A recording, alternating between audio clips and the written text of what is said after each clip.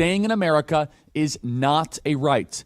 It is a privilege. And Mahmoud Khalil threw this privilege away. We need to have a conversation about free speech and who actually cares about it. You'd think that Charlie Kirk, who has a cancel culture vertical on his website, would actually care about these types of things. Also, this problem must have gotten really out of control if Mr. Bean is getting canceled. When your whole brand is free speech on college campuses, you would think that Charlie would afford a little bit more understanding and leniency toward Mahmoud Khalil, the Columbia graduate student who is being detained by the Trump administration. But it's pretty clear that Charlie Kirk and the rest of the free speech warriors on the right are picking and choosing who gets free speech and who doesn't. And also, what forms of protest are illegal and which ones aren't. To Charlie, January 6th was an acceptable form of protest. But it's in this moment that we're seeing the inconsistencies with the right's commitment to free speech. They're treating it more as a slogan than an ideal. And defenses of free speech are rarely, if ever, afforded to the pro-Palestinian movement. It doesn't matter to them that there have been no charges actually filed against Khalil and that there's been no evidence provided to support the claims that they're making against him.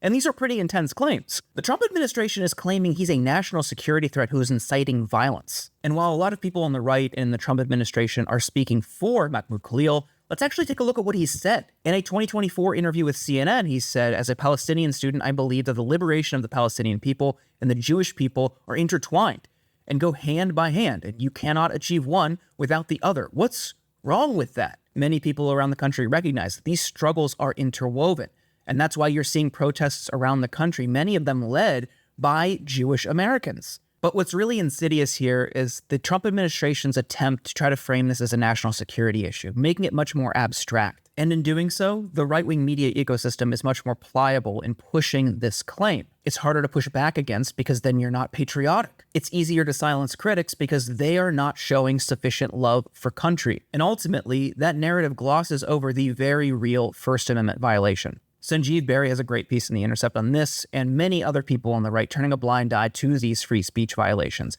Head to theintercept.com to check it out.